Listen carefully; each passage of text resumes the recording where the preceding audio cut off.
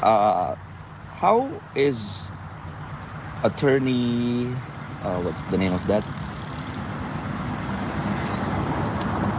Dov Jacobs is the latest lawyer. How will he help the team?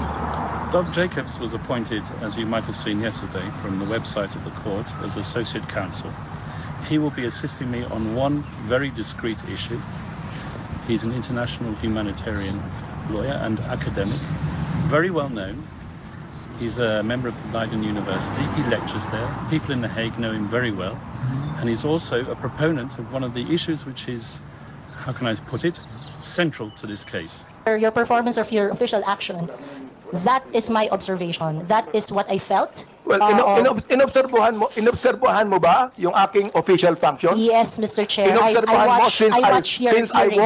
since I won in 2019? No, Mr. Chair. I closely monitored your performance as a congressman in the 19th Congress. And you hated me for that? No, not really, Mr. Chair.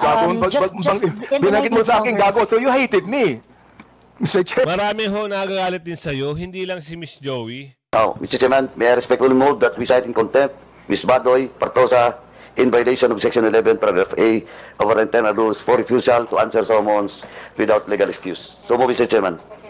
Any objection? There being none, motion's carried. Now, lastly, Mr. Chairman, I'd just like to Yes. Good morning mga kasama. Nandito na naman tayo nagbabalik. At syempre, kung hindi ka pa nakasubscribe, pa-subscribe na lang po at hit mo na rin yung bell. Ay, bell all yun po ha, para may notification kayo natatanggap.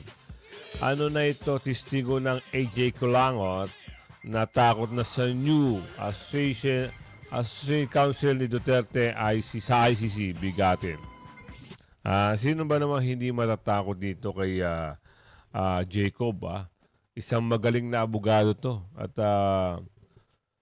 ito yung parang siya yung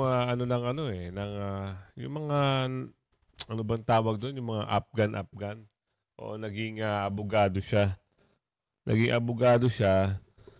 Kaya siya nakuha sa bagong team ni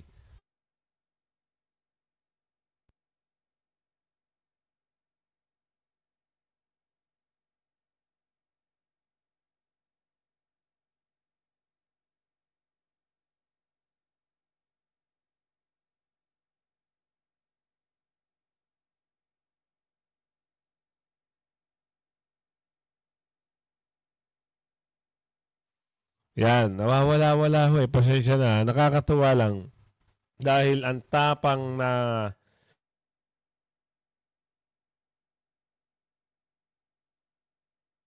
anong nangyayari? Ba't nag-mute? Wait lang ayusin lang natin.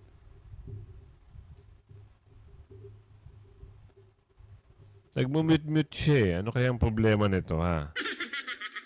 Oo, yung humarap na si Miss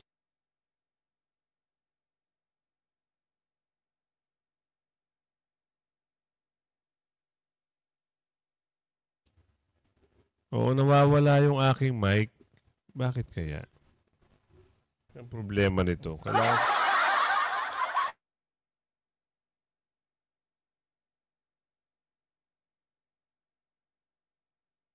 siya. Nagagalaw. Pasensya na.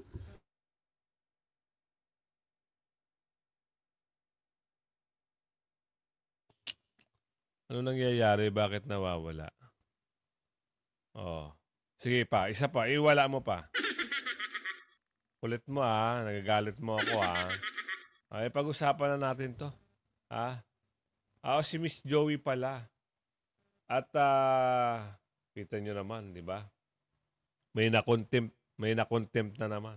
Ibang klase talaga to si Huduano, ibang klase ito, ipasok na natin para mapag-usapan natin. Just in. Nag-submit si Lead Counsel Nicholas Kaufman sa ICC Pre-Trial Chamber ang defense team ni dating Pangulong Duterte kaugnay ng admission process sa mga biktimang magbibigay ng testimonya hinggil sa kanyang crimes against humanity case. Inirekomenda ng kampo ni dating Pangulong Duterte na ang ICC Office of Public Counsel for Victims ang tanging payagang maging legal representatives ng mga biktima at hindi ang sarili nilang abogado. Ito umano ay upang matiyak na hindi maaapektuhan ang karapatan ni dating Pangulong Duterte sa speedy judicial process. Si French lawyer Dove Jacobs appointed as Associate Counsel of President Duterte for ICC case. Makakasama siya ni Lead Counsel Nicolas Kaufman to defend our dear dating Pangulong Duterte. Pero sino nga ba siya?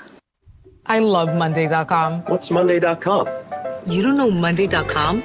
This is Monday.com. It's a platform that helps us run our work. Founder ng SILC, expert with 15 years experience in international law, international criminal law, and human rights. Consultant and trial lawyer at the International Criminal Court. Lieutenant, 9 Bedford Row, London. Pero ayon naman kay Ms. Sastroganto Sasot, ang mga na-involve o nasangkot sa iligal na pag-aresto kay dating Pangulong Duterte ay tila hindi mapaparusahan ng US sanction na pinirmahan ni US President Donald Trump ang kanyang executive order. Bakit kanyo? Why those behind Duterte's arrest may not be subject to sanctions by the US? This is a cold reading of this issue. Everyone seemed to be excited about the Senate hearing on the possibility of the U.S. sanctioning those behind the forced exile of Duterte to the Netherlands and detention at the ICC. But it's not as simple as it sounds. In the act, the term covered allied persons means military personnel, elected or appointed officials, and other persons employed by or working on behalf of the government of a NATO member country, a major non-NATO ally, including Australia, Egypt, Israel, Japan, Jordan, Argentina, the Republic of Korea, and New Zealand, or Taiwan, for so long as that government is not a party to the International Criminal Court and wishes its officials and other persons working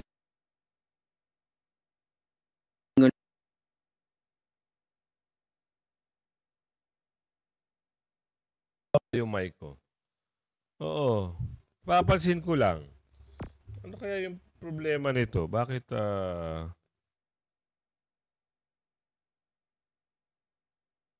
ano naman siya, oh. Tuloy natin. On its behalf to be exempted from the jurisdiction of the International Criminal Court. The Philippines is not specifically mentioned. However, the Philippines has been designated as a major non-NATO ally in 2003. The operative phrase in the act is this: for so long as that the government is not a party to the International Criminal Court and wishes its officials and other persons working on its behalf to be exempted from the jurisdiction of the International Criminal Court.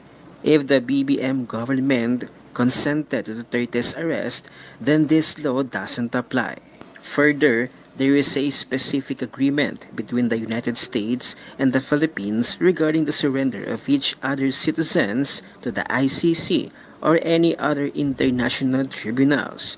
It's the infamous Article 98 bilateral agreements the United States had with a lot of countries. The Philippines and the United States entered into an Article 98 agreement in 2003, which, based on the Rome Statute, aims to protect U.S. personnel from prosecution by ICC. According to the U.S. Department of State, this agreement was affected by an exchange of notes in Manila on May 9 and 13, 2003, and entered into force on May 13, 2003. The agreement covers arrest and surrender of each other's citizens who are in each other's territories. So if, for example, an American citizen is in the Philippines and is subject to a warrant of arrest of another country, besides the U.S. and the Philippines, or international tribunal, that the person cannot be arrested nor surrendered if the tribunal is not established by the UN Security Council. Narinig nyo? Narinig nyo? Diba? The Philippines and the United States entered into Article 98 agreement in 2003, which, based on the Rome Statute, aim to protect U.S. personnel from prosecution by ICC. According to the U.S. Department of State, this agreement was effected by an exchange of note in Manila on May 9 and 13, 2003 and enter into force of May 13, 2003. O, kita nyo? Nilabag yan na mga ito ni Hire. Kaya ito si kayo na-interview dyan sa hearing, kayo inimbestigahan dyan, abangan nyo yung balik. Abangan nyo yung singil. Dahil hindi ho ganun-ganun lang. Sinabi na nga merong pagkikidnap, merong mga bagay na hindi nyo sinunod, yung due process, o nilabag nyo, walang warrant na ihatag habang ina-arrest yun si Tatay Digong. Ay, naku kayo. Antitindi nyo talaga. Ibang klase talaga yung mga gusto nyo sa buhay. Okay, kaya naman pala tain-tai ka sa mga pag-aaresto.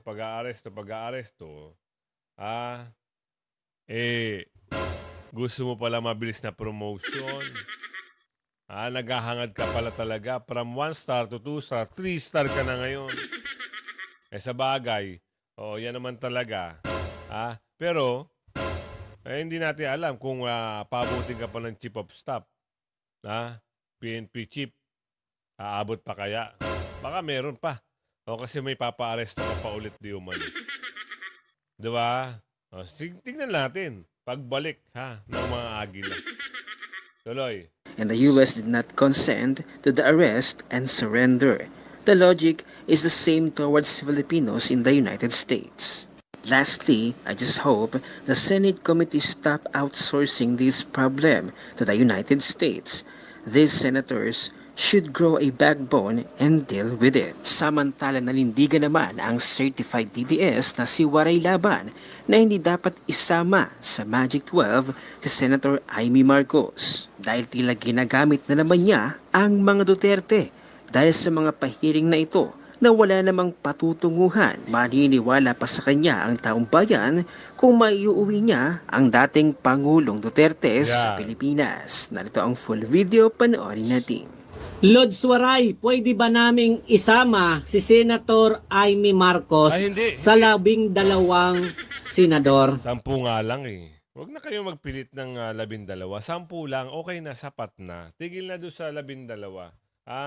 Kaya nakikiusap lang ako doon sa ating mga kababayan na 10 lang ang ating isama. Huwag na tayo magsasama ng 12 dahil panggulo lang yan. Mapunta tayo dito sa dahig, mas maganda rito ipaglalaban hanggang sa makalaya ni Atty. Nicholas Kaufman si Tatay Digong. Tignan natin ano yung interview sa kanya. May tanong ka ba? Hello, sir. Good morning. Good morning. Have a good day. Just a quick update again. Okay. Where can we do it? Let's do it here. Okay. We'll do it quickly. So we don't block cars. Yeah, please. Here. Maybe. Probably here. So we can not block. Alright. So I'm not looking into the sun as well. So Yes. You want to come over here? All right. Oh, okay. There you go. Okay, good job. Okay lang. Is it okay to be here? Okay.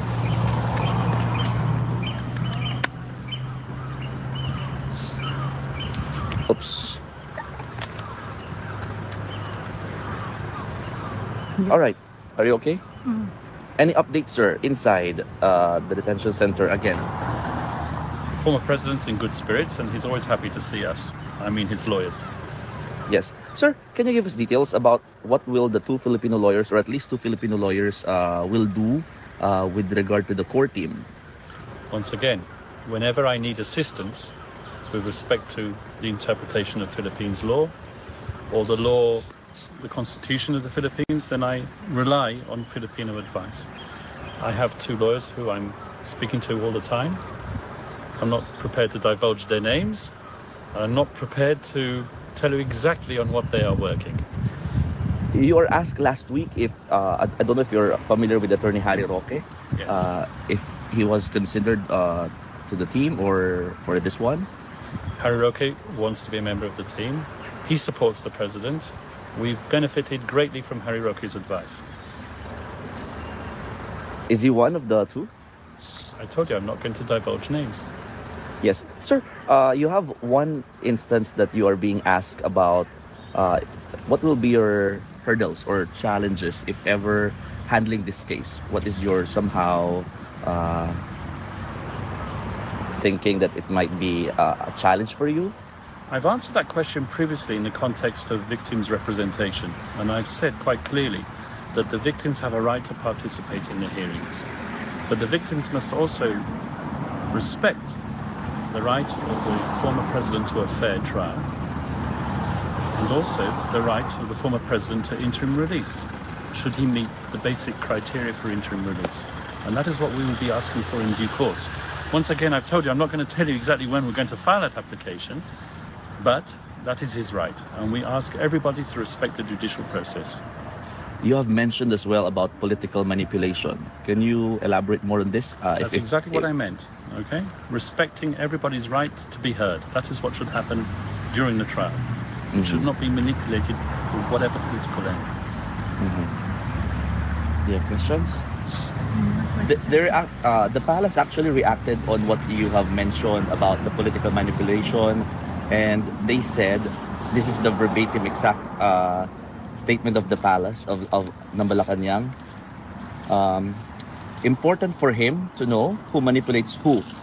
The plight of EJK victims are being harassed. It is really he will face difficulties defending his client if regarding the admission of his client. We wish him all the luck.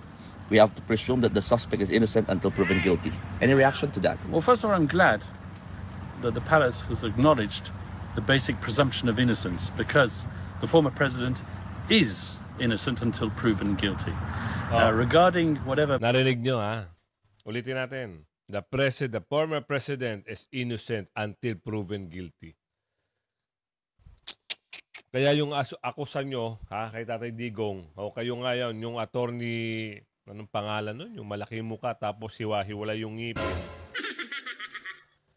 Kung makaakusa ka kay Tatay Digong, at saka doon sa mga nagmamagaling, ha, kung akusa kayo sa Pangulong Duterte, wala pa kayong patunay. Oo, lahat ng 30 million yung sinasabi na mga biktima, asaan?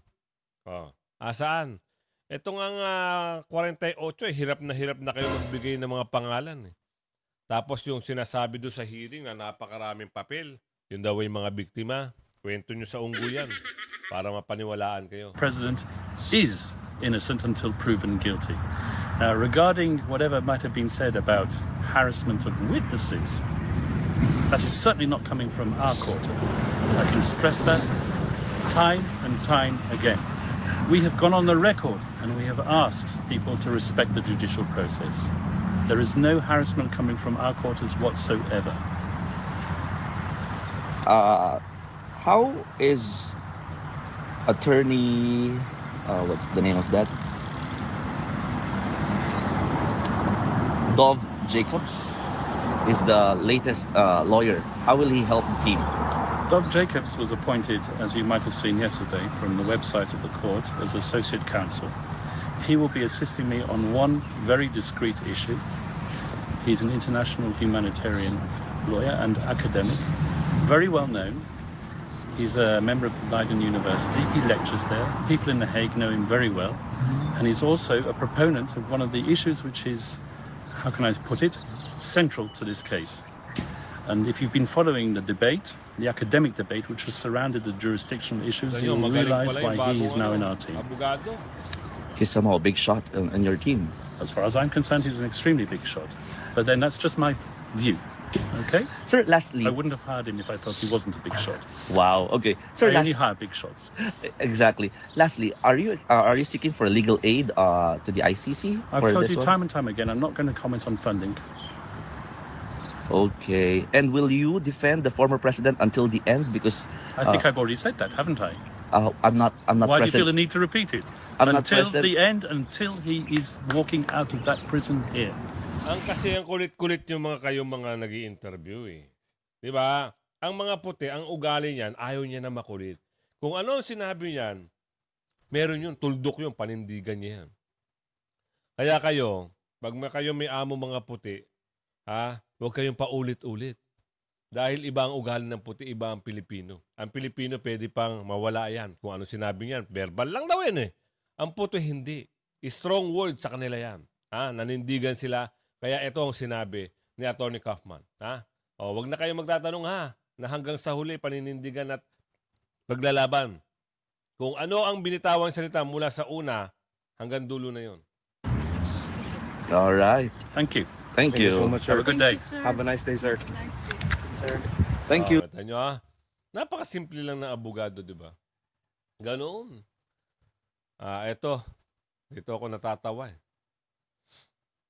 Talagang kung mapapanood nyo, yung tapang ni Miss Joey, hindi umubra ang mama. Bakit? Kaya kalain nyo ba naman eh.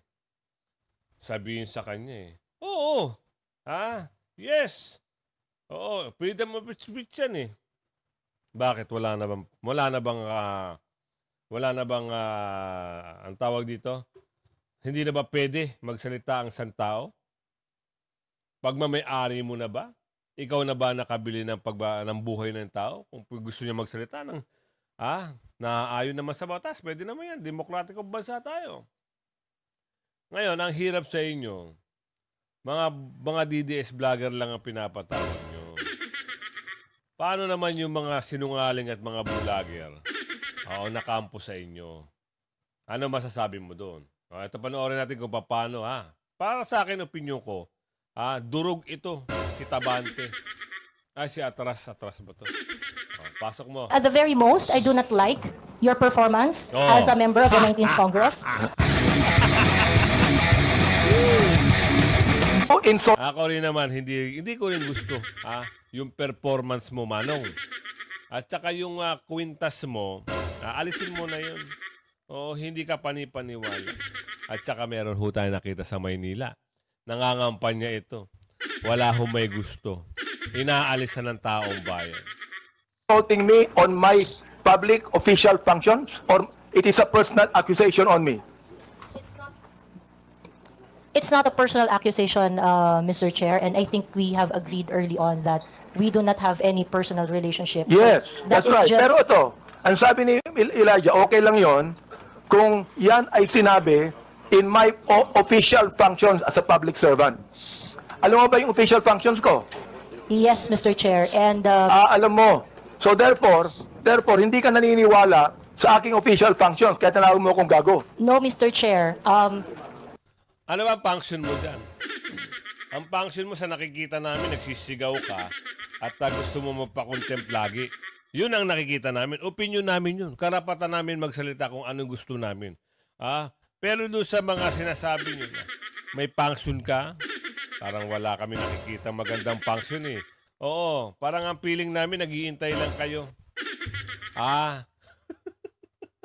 Naghihintay lang kayo. Pag may utos sa inyo, yung si boss, sa boss. Tuloy. The observation. KFC Fill-Up, 85 pesos lang. Available in select KFC stores now. All right, team, we're transitioning to FLAC, but tasks are still going to be on Bullfrog. Did nobody see my poppycock? That I uttered to describe your performance of your official action. That is my observation. That is what I felt. Well, inobserbuhan mo ba yung aking official functions? Yes, Mr. Chair. Inobserbuhan mo since I won in 2019? No, Mr. Chair. I closely monitored your performance as a congressman in the 19th Congress. And you hated me for that? No, not really, Mr. Chair. Just in the binagit mo 19th sa akin Congress. gago, so you hated me. Mr. Chair. Marami ho nagagalit din sa'yo, hindi lang si Miss Joey. Oo, gusto mo, tanongin mo yung mga kababayan mo. Tanongin mo dyan sa Maynila. Napakarami nila. Oo, akala mo kasi ang galing nyo dyan eh. Akala nyo lang yun. Pero sobra-sobra ang galit ng taong bayan sa inyo. Magpa-survey kayo, yung totoo. Yung angkat. Magpa-survey kayo. Para malaman mo kung ano yung sasabihin sa'yo ng taong bayan. Huwag kayong magpabida-bida. Huwag kayong magpagaling-galingan dyan. Kabaligtaran ho yung lahat. Kung ano yung ano yung tawag? Banal na. So, santong, natatawa raw yung ating mga kababayan. Ano ba ibig sabihin nun? Binanggit mo, gago ako. Binanggit mo, isasampal ko ito sa pagmumukha mo. Binanggit mo, I'm going to be... Hindi ko babanggit eh. Okay. If you prepared, binanggit mo yun eh. Oo. Therefore, you hated me. Hindi pwedeng sabihin mo sa akin na you love me. Is that the person that you said that you love me? I love you and because of that, isasampal ko ito sa'yo. May I respond, Mr. Chair? Yeah, go ahead. Sige, Mr. Chair, go ahead, respond. At the very most, I do not like your performance as a member of the 19th Congress. But hate is such a powerful word because we established earlier that we do not have any personal relationship or any personal Mr. relation. Chair, binanggit mo yung human rights. Yes, binanggit Mr. mo yan kanina, di ba? Correct, Mr. Therefore, Chair. Mr. Chair, you violated my human rights. Ha? Paano? Saan sitwasyon na violate? Ano ang human rights doon sa sinabi ni Miss Joey? Ano yung human rights mo ron? Oo. Nasaktan ka sa salitang go-go? Samantalang kayo, hindi kayo nasaktan doon sa mga pinakontempt nyo? Hindi kayo nasaktan doon sa mga ginawa nyo kay BP Sara? Milyon-milyon tao ho ang nasaktan doon sa ginawa nyo sa mga nakontempt nyo. Milyon-milyon ang nasaktan nung nabastos si BP Sara sa napakaraming yung bakulaw niya. Oo, tapos yan lang sa salitang go-go, masakit na sa'yo, big deal na sa'yo. Wow! Ang sakwet! Kayo nga, kung tirahin nyo si Yorme, di ba? Yung mga padrama nyo sa Maynila, yung mga pahaging nyo sa Maynila. Kung basagin nyo si Yorme, ganun-ganun na lang. Ikaw, salitang go-go, big deal para sa'yo. Kwento niya sa unggo yan. Why? Because when you said those profanities, those insult, yung gago, yung isasampal ko ito sa pagbubuka mo, you violated my human rights. You did. May I respond, Mr. Chair? Teka, Mr. Chair, Sige, Miss Joey, bartagulin mo yan. Siya ang nakakahiya dyan. Salitang go-go, apektado. Hindi ako nagagalit sa'yo. Okay? Bakit nagangawaw ka dyan? Bakit pinapakita mong apektado ka sobra? Hindi ka pala galit. Gayahin nyo na lang yung iba. Nananahimik na lang. Ganyan talaga. Pag meron ka kasing ginawang kasalanan, yung multo, ang backfire sa'yo. Babalik at babalik yan. Diba? At wala akong pakialam sa'yo. Kahit na anong sabihin mo, okay lang sa akin. Bakit pinatawag mo dyan? Tapos nang gagalaiti ka, tingnan mo yung mukha mo, lalakihan ko. Wala daw siyang pakialam. Tingnan mo yung mukha. Tapos ngayon, pinapakita mo na wala kang pakialam tapos sasabihin mo, binabiolate yung human rights mo. Wow, kwento nyo yan sa mga... Alright? Pero itong ating pinag-uusapan ngayon, merong kinalaman sa mga legislation na aming gagawin later on. That is why I am asking you right now. Sapagkat napakahalaga nito. Kapag yung legislation ang gagawin nila, pagdating sa dulo niyan, contempt yan. Pero dapat doon walang mga ganung bagay. Sila lang ang bukod tangi sa 19th Congress ang nagkaroon ng contempt dahil dito. Kanino? Eto, ipasok natin to. Ito yung laging nagmamagaling Itong si Hudwano na to Ito, pasok na. Again, there are three personalities who did not appear while the subpoena is still in effect. Mr. Alan Troy Rolando Sasot, Ms. Lorraine Marie Tablang Badoy Partosa, and Mr. Jeffrey Almendras Celes. So it's up to this committee to take action on this. Mr. Chairman. Yes. Ito yung laging nagpapakontempt. Alam niyo bakit? Kasi siya, wala siyang hawak na distrito. Representative. Ngayon, tumatakbo siya sa lugar niya. Saan ba yun? Iloilo, Bacolod. Pasensya na kayo, hindi ako pamilya sa lugar Napanood ko ho yung pakukos niya o parali niya. Oo, nagsasalita siya. Para ho siyang bata. Nagsasalita siya, humihingi siya ng simpatya, nagko-comedy pa nga ang loko eh. Nagko-comedy pa. Ngayon, hindi ho siya pinapansin ng taong bayan na nasasakupan niya. Alam natin, talo na ito mga kasama. Pag ganun, walang tibay o walang sustansya yung simpatya ng tao, talo yan. Ito. Honorable Paduano. Mr. Chairman, on record, I have with me a letter from Ms. Alan Troy Rugando Sasot, and the first and second reply of Ms. Sasot is still the same, no? He is Alan, he siguro. Anyway, she is residing abroad in Beijing, and once again, the reply is still the same. Now, Mr. Chairman, with this, we have invited her during the first hearing. And this is now the fourth hearing, Mr. Chairman. But, before I move for the status of Ms. Alan Troy Rugando Sasot, Mr. Chairman, I respectfully move that we will ask the DFA and the Bureau of Immigration for the present status of Ms. Sasot, and for the two agencies to report to this committee ASAP, so that we will know what's really the status of Ms. Sasot. And with that, Mr. Chairman, since for invitation, and that includes a subpoena at testificandum for Ms. Sasot, may I respectfully move, Mr. Chairman, that we cite in contempt Ms.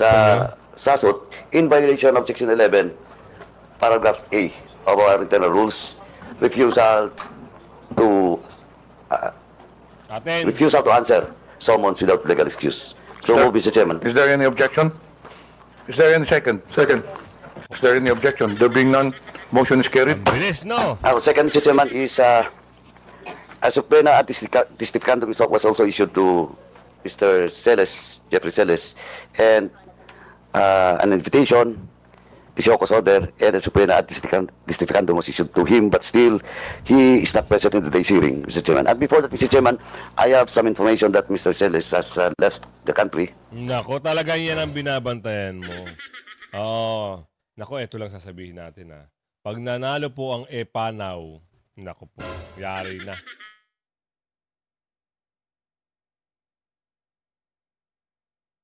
Matatalo na.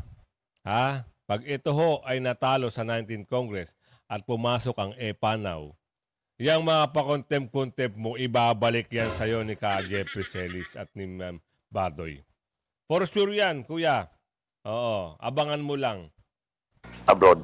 So once again, Mr. Chairman, I respectfully move that we will direct the Department of Foreign Affairs and the Bureau of Immigration to the status of Mr. Celes. So move, Mr. Chairman. Is there any second? Any second from the members? Second. Any objection? There being none, motion is carried. Now, next, Mr. Chairman, may I respectfully move that in violation of Section 11, Paragraph A, refusal to answer summons without legal excuse, I move that we cite in contempt Mr. Jeffrey Celis. So move, Mr. Chairman. Any second? Any objection? There being none, motion is carried. At lastly, Mr. Chairman, for all those, for the three, the last one is for Ms. Lorraine Marie Tablang Badoy Partosa. We have a letter addressed to this committee with regards to the subpoena ad testificandum that was issued to Ms. Badoy. She's now in Hong Kong, and attached is the travel schedule and ticket. Before I move, Mr. Chairman, I respectfully move that once again, may we ask the Bureau of Immigration to the travel records of Ms. Badoy. So move, Mr. Chairman. Any second? Any objection? There being none, motion is carried. Now, Mr. Chairman, may I respectfully move that we cite in contempt Ms. Badoy Partosa in violation of Section 11, Paragraph A of our internal rules for refusal to answer summons without legal excuse. So move, Mr. Chairman. Any objection? There being none, motion is carried. Now, lastly, Mr. Chairman, I'd just like to inform this committee that we have received a reply to our invitation for Mr. Mark Anthony Lopez. He was present at the hearing, and he refused to be present today for reason that he has already explained and discussed to us his participation as a blogger.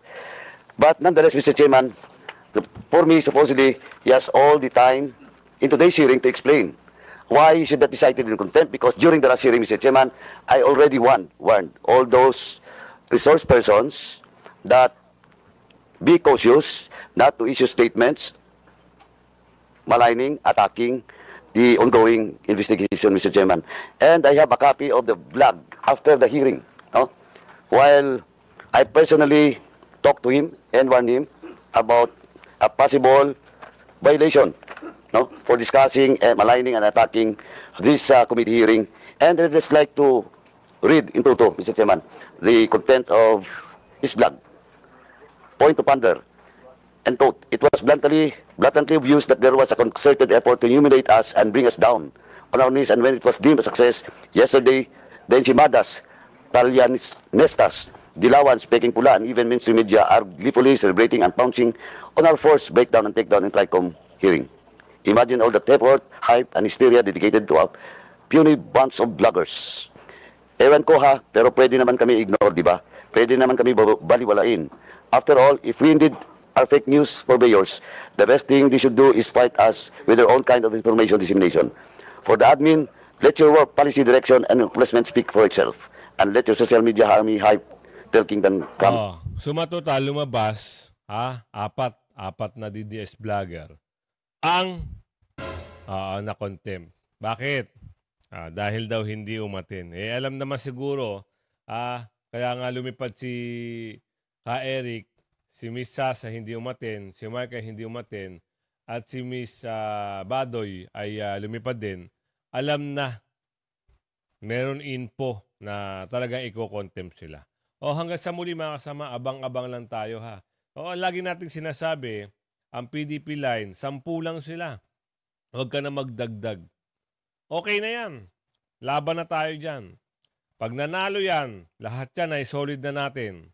Lahat ng mga pandorobo na nakikita nyo, lahat ho yan ay babalik doon sa mga taong gumawa ng pandodorobo. Hanggang sa muli mga kasama ha. Bye-bye.